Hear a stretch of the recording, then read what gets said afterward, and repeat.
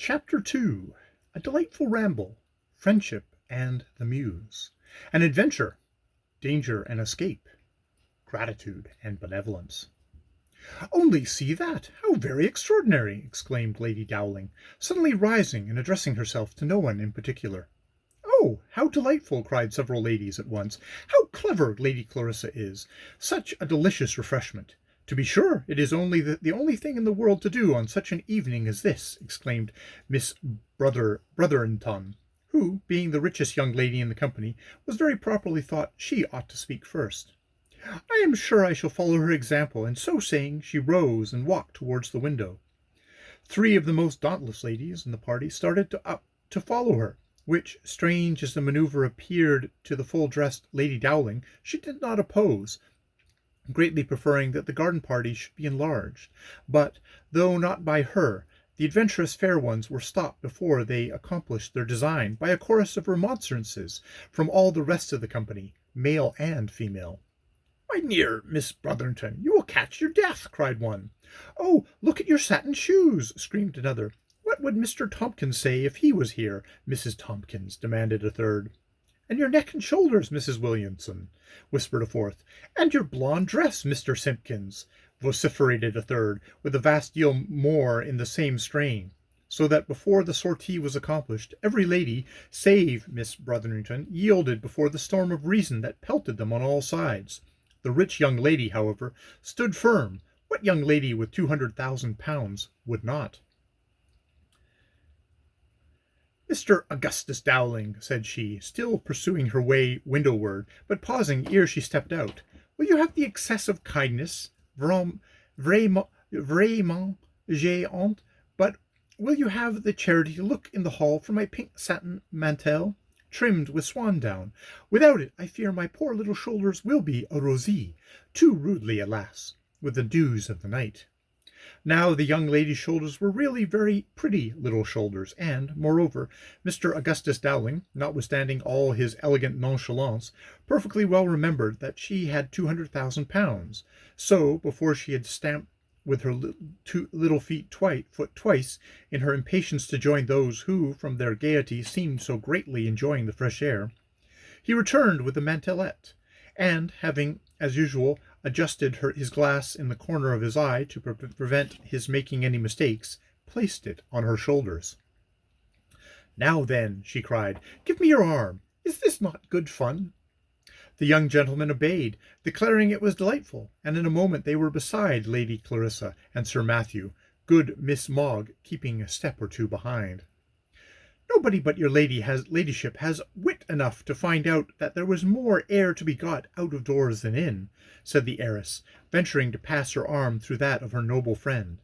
But upon this occasion Lady Clarissa, though particularly intimate with Miss Brotherton, and seldom refusing to use her carriage and act as her chaperon to all the parties in the neighbourhood, seemed inclined to check her advances. "My dear child," she said, "I am delighted to see you come out, but I am sure you must have been half stifled as well as myself. But you and Mr. Augustus must wander away by yourselves, and you must take Mogg with you, if you like, for I have just gotten into a discussion with Sir Matthew that I would not break off for the world. So away with you, my dear, as fast as you can." Lady Clarissa's will was of course law, even to the heiress, but it was not without a little toss of the head that she turned off to another walk, nor was it without considerable struggle between her inclination and sense of propriety, which, all things considered, really did her honour, that she permitted poor Miss Mogg to obey the hint of her patroness and follow after. "And so you really have not seen this gifted young man yet, Sir Matthew?" resumed her ladyship as soon as they were again alone. "You have never yet seen this Osmond Norval?" "No, my lady, I have not," replied the knight. "And to say the truth," he added, venturing to press with his stout arm on the slender one that rested on it, "to say the truth, though I have heard a monstrous deal about him, I was determined that I should have nothing to say to him till I had heard your opinion, my lady." "How kind! How flattering, Sir Matthew! But you will let me bring him to you now?" "Will I?" again pressing the lean arm. "Fancy me saying no, when you tell me to say yes. Ah, my lady, you know better than that, or I am greatly mistaken." Oh, Sir Matthew, you are always so kind. What magnificent gardens you have! By the way, I think I never tasted such a pine as we have had to-day. I assure you, my brother, Lord Highlandloch, is celebrated for his pines, quite celebrated. They are the finest in all Scotland. But I give you my honour, I never saw one equal to it at his table. Oh, my lady, that is only your amiable condescension, replied Sir Matthew, greatly touched by this preference. But if you really can be so polite as to think them good, I must entreat you just to let me knock at the head of the head gardener's door, who lives close outside this gate. I don't let him live inside because of his children, Lady Clarissa. I know what birds peck the worst. Ha ha ha. However, you must let me pass through the gate to tell him to put a brace up for your brace for your ladyship. They shall be well taken care of now, my lady. Trust me for that. I never valued them so much before, I promise you. You are too kind, 1,000 times, said the lady, stretching out her own hand to open the gate. I will go with you. There's nothing I dote upon like visiting a gardener. Could he not take us into the hothouses, Sir Matthew? You have no idea how I should enjoy it. By no means displeased to show off the high-born lady upon his arm, even to the eyes of his gardener, the knight joyfully assented to the proposal. "Macnab!" he cried, knocking as he passed the cottage window. "Macnab, come here directly, and bring a knife and a basket with you. You must come directly, this very moment, and unlock the hothouses. Her ladyship wishes to walk through them, and I must have 1 or 2 of the finest pines cut, and packed in a basket, to be put into Miss Brotherington's carriage. But mind, they are for Lady Clarissa Shrimpton, so you had better give them in charge to her ladyship's own man." Mr. Alexander Macnab promptly left the seeds he was sorting, and prepared himself, basket in hand, to follow his master. The knight and the lady left the cottage, arm in arm together, but before they again entered the garden, a fancy seized her lively ladyship, that a short ramble in the green lane outside it would be the most agreeable thing in the world. "Dear me, what a poetical idea!" exclaimed Sir Matthew with enthusiasm. "There's only one thing," he said, stopping short, "but that will spoil my pleasure altogether. I am so dreadfully afraid that your ladyship will take cold." "Ask the gardener's wife to lend me one of her kerchiefs," said Lady Clarissa, laughing. "But will only be to satisfy you, Sir Matthew, for there is no catching cold in such weather as this." It was with something quite like tender anxiety that the knight stepped back, asked for and obtained a neat shawl, and himself wrapped it around the slender person of his amiable companion. Thank you 1,000 times. But, dear Sir Matthew, I must not lose my pines by my frolic. Will you give the gardener orders to get them without waiting for us? And perhaps you would let him put a bunch of grapes and a few peaches at the same time. It is no good to let him wait for us, Sir Matthew. When you and I get into a chat together, we shall neither of us think of pines again." Quitting her highly valued aristocratic arm for an instance, the flattered knight ran back and gave the necessary orders, and then, almost unconscious, in his full contentment, that his own grey head was as bare as that of an oak-crowned nymph by his side, he returned to his bewitching companion, and led her gently onwards over the mossy turf that bordered the road. The gardener and his wife stood together for a moment, looking after them. Who would think now that she was one of the true old gentlefolks, and Scotch to boot, to see her pair off that way with our rogue of a spinner there? How, in God's name, can she choose to be so free and friendly with such as he? Said the gardener. Just the same reason as yourself, Swanee, replied his wife, to get all she can out of him. That's true, replied Swanee. Setting off his business, I'd like to forget the pines and the grapes and the peaches. She's not so far wrong after all, yet it is a pity, too. The evening was still oppressively sultry, and hardly a breath of air disturbed either the leaves on the oaks beside the road, or those that mimicked them so abominably on the lady's brow, but, nevertheless, there was a freshness in the smell of the hedges and the grass, which could not fail to be agreeable to any nerves that had endured the steaming dinner and the irksome drawing-room of Dowling Lodge. The shady lane in which the knight and the lady were thus recreating themselves, after skirting the extensive and lofty walls of the garden, turned at right angles both to the right and to the left at the corners of it.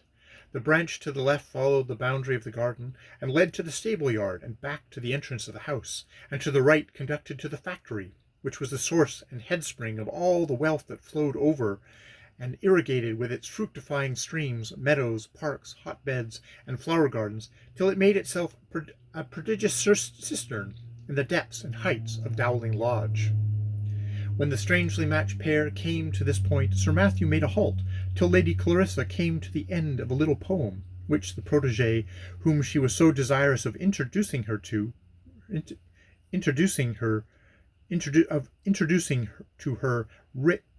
her rich and, to use her own words, really very clever friend, had inscribed in her album.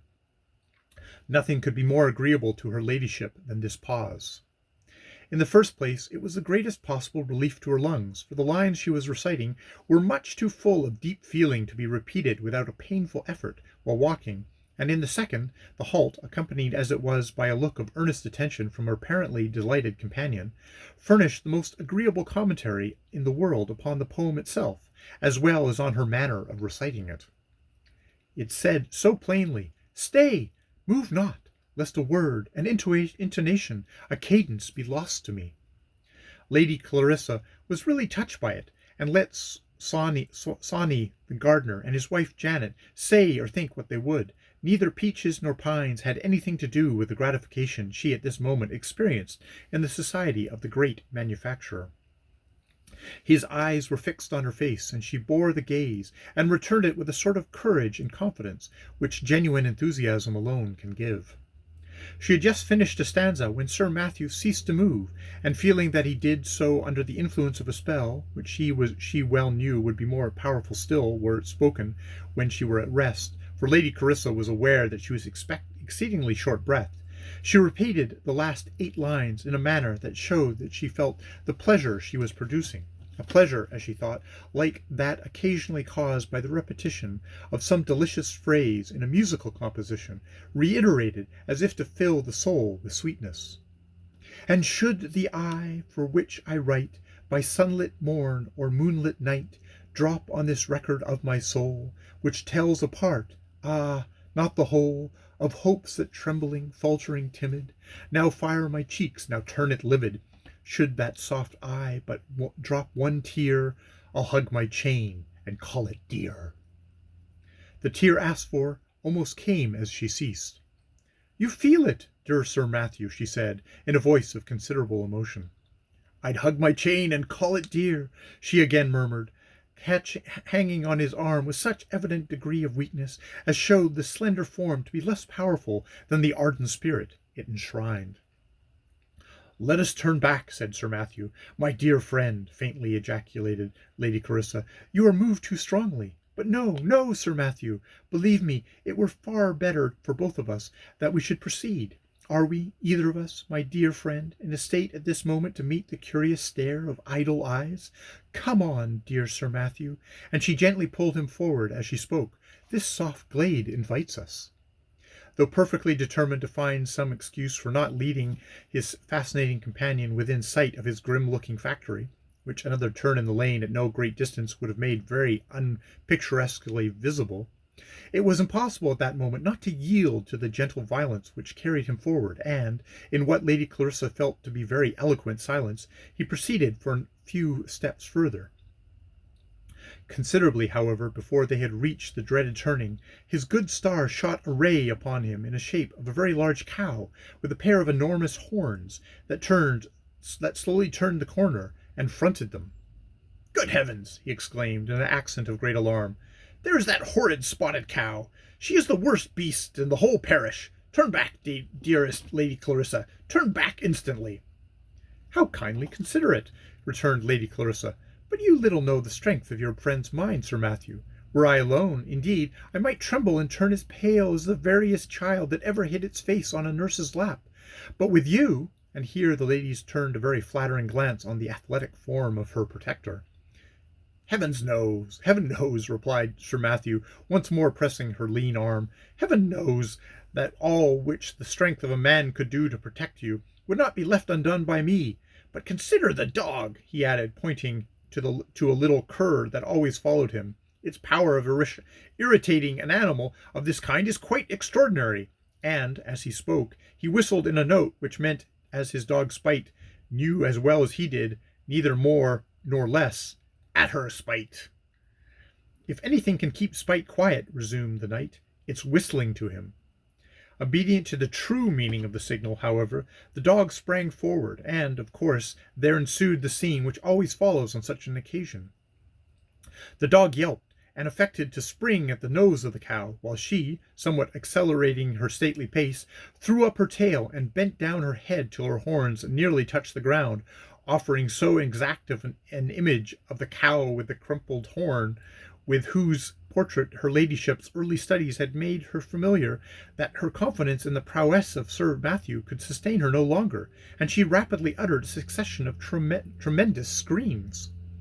The purpose of the knight was accomplished, and he therefore indulged the fair lady by letting her scream on for at least a minute and a half, while he supported her with every appearance of the most pitying tenderness. Meanwhile, the two little boys, who were making their way from the factory homewards, across a field by the side of the lane, ran with terrified curiosity, and all the strength they had, to a gate, through which they could see the interesting spectacle of a fine, full-dressed lady, screaming with all her might from between the sheltering arms of the magnificent Sir Matthew Dowling, and a little dog worrying an old, half-starved cow. "Come here, you young scamps!" cried the knight, on perceiving the two little heads peeping over the gate. "Don't you see what's going on? Clamber over, can't you, and drive back that beast of a devil." The youngest, but by far the stoutest and tallest of the two boys, instantly obeyed this command, and placing himself midway between the tormented cow and the fair creature, whose nerves her menacing attitude had so cruelly shaken, he stood manfully astride in the middle of the lane, flourishing his ragged hat on high, and with a few lusty "Whoa!" repeated at the top of his young voice, succeeded in turning the front of the enemy, which was presently to be seen to wheel round, and, by a sort of feeble, ambling little trot, speedily got out of sight round the corner. "Now then," said Sir Matthew, "let me lead you home, my dear lady." "Not till I have thanked my little deliverer," exclaimed Lady Clarissa with very sentimental fervour. "Good heaven! What might have been my fate without him? I feel, Sir Matthew, that you never could have borne to leave me, and what then would have stopped the fearful approach of that most vicious animal? Death, or worse than death, dislocation of limb, disfigurement of feature. Oh, Sir Matthew, your heart, I know, will go side by side with mine. Tell me, what can I do, what can we both do, to reward the astonishing bravery of that noble little fellow?" "Depend upon it, my lady, he will be delighted if you give him 6 pence." "6 pence!" cried her ladyship, turning extremely red, but in a moment she recovered herself and said, "Oh, Sir Matthew, do I not know how dearly you love a jest? Men of wit and humour can rarely be grave for long together, even under circumstances that most keenly touch their feelings. I did not know you well, my friend. What should I not think of your proposal? But come, be serious for a moment longer. We have, it is true, escaped a tremendous danger, and it may well make us feel light at heart, but we will not laugh over it till we have settled in what way that heroic child shall receive the meed he has earned. I shall not rest in peace, my friend, until his destiny be as favourably influenced by me as mine has probably been by him. Sir Matthew, you have great power, enormous wealth, a generous heart, a noble nature, and intellect, before which, if I mistake not, all difficulties will melt away like a mist before the sun. Of all this I am quite certain, but there is one if in the business. If you value me, Sir Matthew, as much as I think you do, that little boy now getting over the gate will be clothed, educated, fed, lodged by you. Do I deceive myself, or will the daily sight of him, by renewing the memory of this evening, rather cause you pleasure than pain?" Sir Matthew Dowling clearly saw that sending the little blackguard to the devil, which was decidedly what his heart had whispered to him, would at this stage of the business be inevitably sending her sentimental ladyship to at least equally distance from him, and this he had no inclination to do. She was the only lady somebody something in the whole neighborhood, and he was quite aware that he had already acquired more envy and hatred among his friends and neighbors by the superior degree of intimacy he had contrived to achieve with her than by all his successful struggles to outspend them all. This pleasure was not to be given up for a trifle, especially at a moment when it seemed so very clear that it only depended on himself to make all the world perceive that they were dearer friends than ever. So, making a virtue of necessity, he looked her in the face with one of his wittiest smiles, and cleverly taking the cue she had given, replied, If you had not found out that I was jesting with you, Lady Clarissa, I should have never believed in your friendship more. Come here, my boy, he continued, raising his voice loud to a note that must have been heard as far as the factory. Come here, I say. The little fellow, on hearing those imperative accents, which were not quite unknown to him, though this was the first time he had been so greatly honored as to have them entrusted to himself, again let go of the hand of his brother, by whose side he had begun to resume his progress homeward, and once more clambering over the gate, presented himself, cap in hand, before the illustrious pair. You are a happy little boy, said Lady Clarissa, in having had the extraordinary good fortune of looking over yonder gate at the moment you did, and you are a brave little fellow into the bargain, for not running away, as you certainly might have done, when you saw that dreadful beast. Oh, those tremendous horns, Sir Matthew, they haunt me still. I am quite sure it will be weeks before I lay my head on my pillow without dreaming of them. But you drove them away, my dear child, and as a reward for you shall be comfortably clothed and fed for the rest of your life. You will like that, won't you? I should very much like never to go to work in that factory any more, replied the child. But please, ma'am, he added the minute after, I'd sooner you clothed and feed Teddy than me. He looked over the gate first. Please, madam. Did he, my dear? Then that is another reason why this good gentleman's favour should be shown to you, for if your brother saw my distress first, it was you who were the first to relieve it. That's only because Teddy is so lame. Please, madam, said the boy. Lame, is he? Replied her ladyship. Poor fellow! However, my little man, if I do not greatly mistake, you have this day made a friend by serving me, who will put you in a situation where, if you behave well, you will be able to assist all who belong to you. The child opened a pair of remarkably large eyes, and fixed them on her face, and said, What? Mother and all? Yes, I should think so, my dear fellow. He is a fine, intelligent-looking little fellow, is he not, Sir Matthew? But he does not look healthy. However, I dare say he will improve in that respect. Plenty of food generally cures all poor people's complaints, particularly when they are young. How old are you, my dear? 9 last birthday, replied the boy. A tall little fellow for his age, though very thin, to be sure. And what is your name? Mchl Armstrong, ma'am. Mchl Armstrong. I shall not forget it, I assure you, for truly do I believe that I should have been trampled in the dust by this time, if you had not been heartstrong as well as Armstrong. And what shall we do with him at first, Sir Matthew? Shall we take him home with us? What? To your cottage, my dear lady? Yes, certainly, if it will give you pleasure. My dearest Sir Matthew, there you are at your jestings again. Ha ha! Lady Clarissa, you begin to know me so well that I shall never be able to cut my little dry jokes upon you, replied the knight, laughing, as it seemed most heartily, but inwardly cursing the audacious exaction of his fair friend in attempting to make him pay the enormous price she hinted at for permitting him to enjoy the honour and glory of flirting with her. The idea of being thus entrapped and forced to adopt a bag of rags out of his own factory, for it was thus he inwardly designated little Mchl, galled him for a moment so severely that he was within an ace of exclaiming, Confound you, and the beggar's brat together, you old fool! But most fortunately for all parties, he did no such thing. On the contrary, he happily remembered at that critical moment the important hints he had received from his excellent friend Dr. Crockley, and instantly decided that this absurd whim of his ladyship's should be worked up to the damned good-natured thing that it was all set right. At the very same moment, as if to confirm his resolution, Lady Clarissa drew from her pocket a cambric pocket-handkerchief, something the worse for wear, perhaps, but most elaborately embroidered at each corner with a coronet of a countess. It was one of a dozen bequeathed to her a few years ago by her thrifty and truly admirable mother, the late Countess of Highlandloch. This coincidence appeared to be the work of Providence. "Give me your arm, my charming friend," said the well-satisfied knight, with an air of tender gallantry, "and only remember that all I shall do in this business will proceed wholly from my devoted friendship to you. Follow us, little boy, and you shall learn what it is to have served Sir Matthew Dowling's most honoured friend." Having said this, he began leading his fair companion back towards the house as rapidly as might be consistent with the delicate style in which she was shod. "Please, ma'am, may I go and tell Teddy?" said little Michael, walking after them. "Teddy? Who is Teddy, little man?"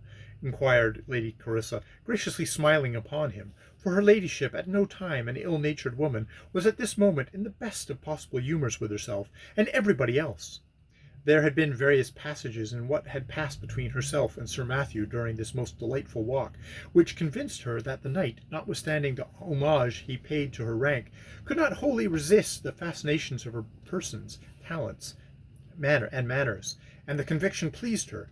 But let not the character of this noble lady be for a moment misunderstood.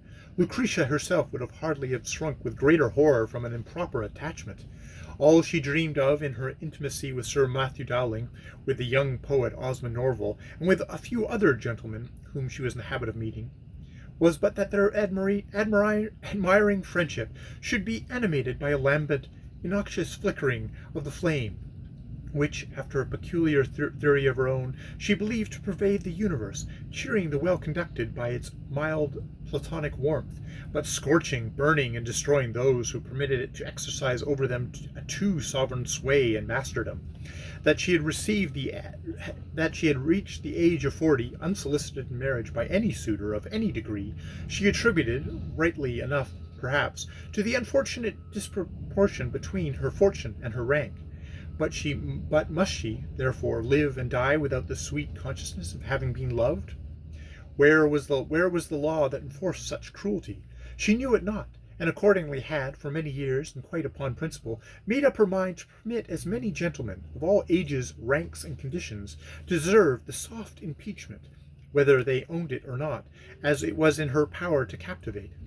For most of these tender and really very innocent friendships, she was able to assign to herself some excellent cause, as poetic sympathy with one, botanical sympathy with another, philosophical religious sympathy with a third, and so on. But in the case of Sir Matthew Dowling, she sometimes felt a little puzzled herself.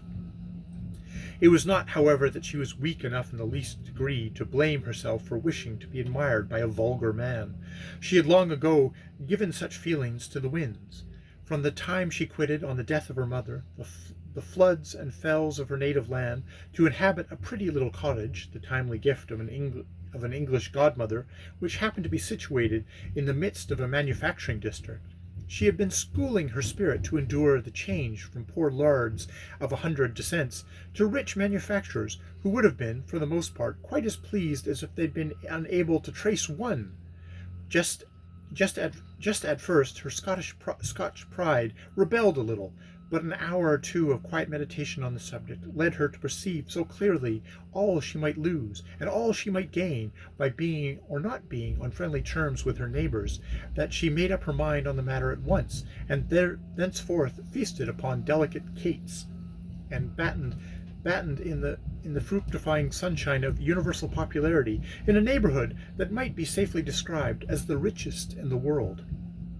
But still, this did not quite explain the terms she was upon with Sir Matthew Dowling, and she did feel sometimes conscious of taking more pains to please him than she quite knew why, unconscious that it arose from a latent wish to be distinguished by a man celebrated for the warmth of his devotion to the fair sex. But for this she must not be out of measure blamed, inasmuch as those who have reached the age for looking upon the drama of life can many of them testify that in this she only yielded to a weakness very unaccountably common to the majority of the sex.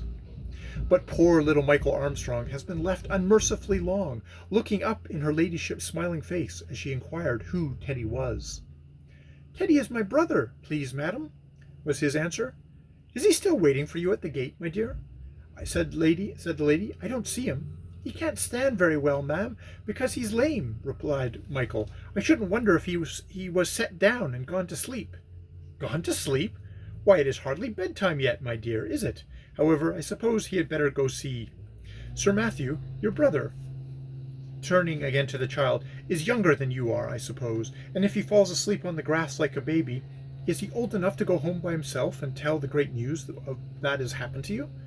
"Teddy is 2 years older than me, only he is always so tired," replied the boy. "Well then, just step back and bid him run along home by himself and tell all the family what a fine act you have done, and that Sir Matthew Dowling is going to take care of you for all the rest of your life." Michael now, for the first time, ventured to look steadily up into the face of the majestic Sir Matthew, and his little heart sank within him. It was quite evident from the child's speaking countenance that no pleasurable ideas were suggested by the assurance that Sir Matthew would take care of him all the rest of his life.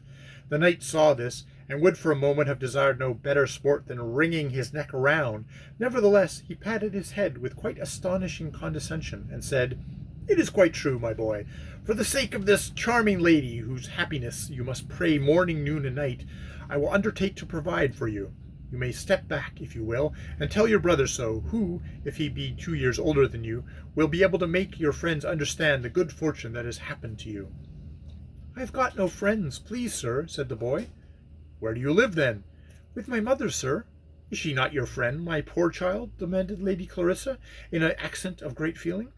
"Please, ma'am, she is my mother," answered Michael, while a slight flash mantled his pale cheek, and something like a tear twinkled in his eye. "How very odd!" exclaimed Lady Clarissa. "Is she not kind to you, my boy?" "Kind?" responded Michael, staring at her. "Do you love her, my little fellow?" "Love her?" again echoed Michael. "Whatever she is, she has not taught you good manners, my lad, or you would not answer her ladyship this way," said the knight rather indignantly. The little boy was certainly very foolish, for, as large as his eyes were, they could not contain the salt room, which, for no reason in the world the lady or the gentleman could guess, first filled them, and then ran down in two great big drops upon his cheeks. "I dare say he is hungry," exclaimed Lady Clarissa with sudden animation. "How delightful! Dear Matthew, to have found a little creature so greatly in want. Are you hungry, my dear? Tell the truth. Don't be afraid." "Not very," said the child. "Poor little fellow! It is quite evident, Sir Matthew, that he is exceedingly shy. Let us go back, shall we? Just as far as the gate, and give the message ourselves to that lazy fellow that he says is asleep under the hedge, and 2 years older than this one. Only conceive! I am delighted that he is not to be the object of your bounty, for there is nothing so detestable as idleness." Sir Matthew turned in compliance with a word and action which expressed her ladyship's desire that he should do so, and in another minute they reached the gate. "Where is this brother of yours? I don't see him," said Lady Clarissa, looking about. "There he is, ma'am, if you please," replied Michael, once more climbing over the gate, and presently he was close under the flowery hedge, extending his 2 hands to raise a miserably sick-looking child, who was, in truth, soundly sleeping there. In consequence of a few words whispered to him by little Michael, the boy came forward with a shuffling gait, his knees sloping inward, and his legs frightfully emaciated. But the moment he reached the gate, Lady Clarissa exclaimed, "Good gracious, how beautiful!" It was indeed a lovely face that was then turned up to meet her eye, and when, as if somewhat daunted by her earnest gaze, he removed his own from her countenance to that of Sir Matthew, the bright flash that lighted up for a moment made it appear more beautiful still. "And what is your name, my pretty boy?" said the lady. "Edward Armstrong," was the reply. "But, my dear child, you don't look well, and you ought not to go to sleep so quite late in the evening upon the grass. What makes you so very sleepy, my dear? Have you been at play?" "No, ma'am," replied the boy, furtively glancing at Sir Matthew. "I have been at work." "At work? You can't have done much work, my poor little fellow, looking as you do. I have been at work since—" "My dear Lady Clarissa, I really will not let you stay another moment," suddenly exclaimed Sir Matthew. "The heat is gone off, and I am sure you will be quite chilled if you remain any longer out of doors." "I believe you are right, my dear friend," said Lady Clarissa, with a glance of affectionate gratitude for this earnest zeal. "Let us go. Never can I forget the kindness you have shown me during this eventful walk, and heartless indeed must I be were I to refuse to acknowledge that it has made a deep impression upon me." For a moment Lady Clarissa held her coroneted handkerchief to her eye, and then resumed, "Go home, little Edward. Tell your mother, who, by the by, I trust, is not harsh to you, that your brother Michael is rewarded for an act of bravery that probably saved the life of an earl's daughter, has been most generously and nobly adopted by her friend Sir Matthew Dowling, and henceforth she needs to have no anxiety whatever on his account. Now then, Sir Matthew, I am ready." "And are we never to see Michael again?" said the lame boy, with a sudden expression of anguish passing across his beautiful features. "Why not, child?" replied her ladyship rather sharply. "Do you suppose that Sir Matthew and I are going to hide him?" "It is all very well, then," returned Edward, limping away. "But be sure to go and tell mother all about it yourself tomorrow, Mike." "Come along, little one," said Lady Clarissa, moving off. "Follow behind this generous gentleman, and see the palace of a home which your bravery has won." So saying, she moved on, the obsequious knight at her side, and the wondering Michael Armstrong after her. On reaching the gate beside the gardener's house, Sir Matthew paused. He had been meditating, while seemingly listening in rapt attention to the ladies' talk on the effect which would be produced on the party they were about to rejoin, by the appearance of the ragged little companion they had brought back with them. Had he been a ragged sailor boy, or a ragged ploughboy, or even a ragged chimney sweeper, there might by possibility have been excited some feeling of curiosity and interest, but a ragged factory boy was of all created beings the one least likely to give birth to such emotions among his friends and neighbors, or indeed any other emotions fit to be exhibited in good society. So, merely saying to his fair friend, "Excuse me, my lady, for one moment," he once more knocked at the cottage window and called aloud for "Macnab." The obedient North Briton appeared immediately, and was about to forestall the inquiry he anticipated by assurances that her lady's pines, peaches, and grapes had all been consigned to the care of her ladyship's own serving-man, when he was very literally struck dumb by his master, saying, "Macnab, take this little boy into the servants' hall, and tell the servants to take care of him. Do you hear?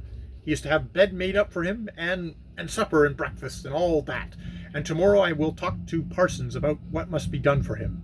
Observe, Macnab, and take care, if you please, that all servants about the place know it, and that this boy is to be object of the greatest benevolence."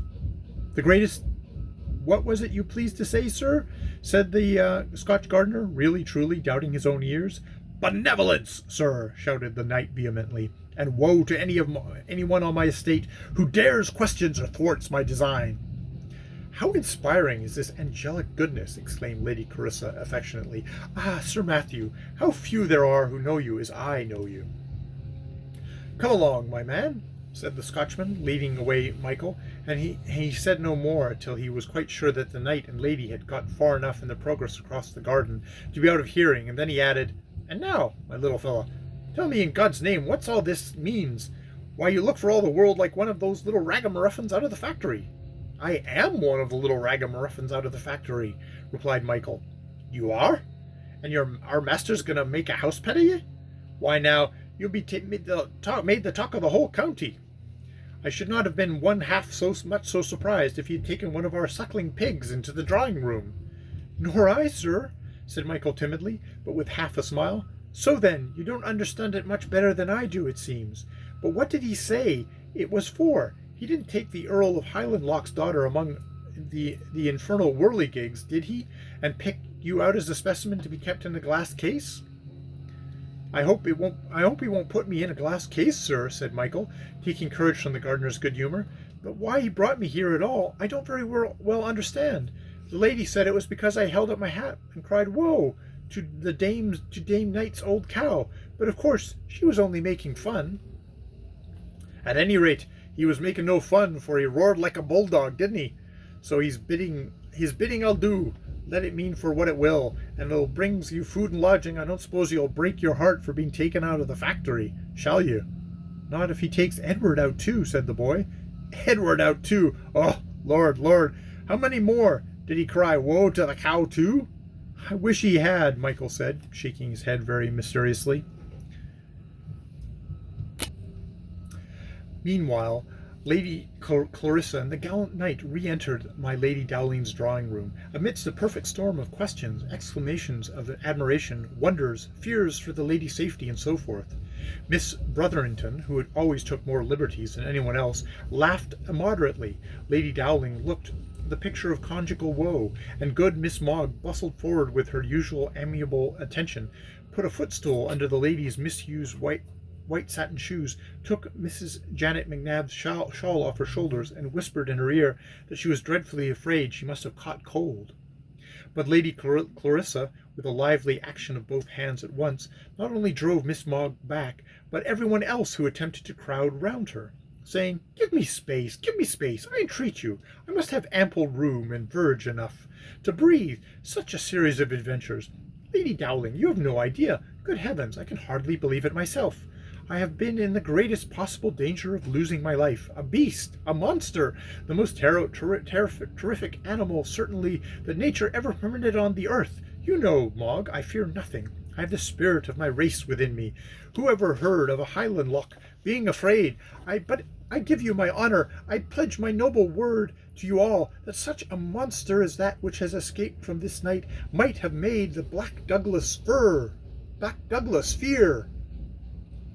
Or the Earl of Warwick either, perhaps, said Miss Brotherington, for she had heard Sir Matthew utter the word cow in answer to the importunate inquiries of his eldest son. But what shall I say of Sir Matthew Dowling, resumed Lady Clarissa, with increased energy, such benevolence, such noble, disinterested conduct? No, I cannot. I really have no strength left. Miss Brotherington, my dear, pray do order your carriage. My nerves are in disorder, so is my dress. In short, I long to get home and meditate in solitude on my providential escape.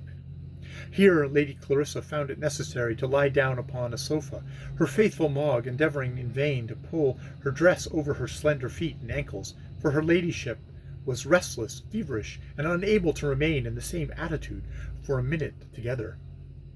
Ere long, however, the carriage of the heiress was announced, and the languid Lady Clarissa exerted herself to reach it, with the aid of Miss Mogg's abundant, substantial arm on one side, and that of Sir Matthew Dowling on the other.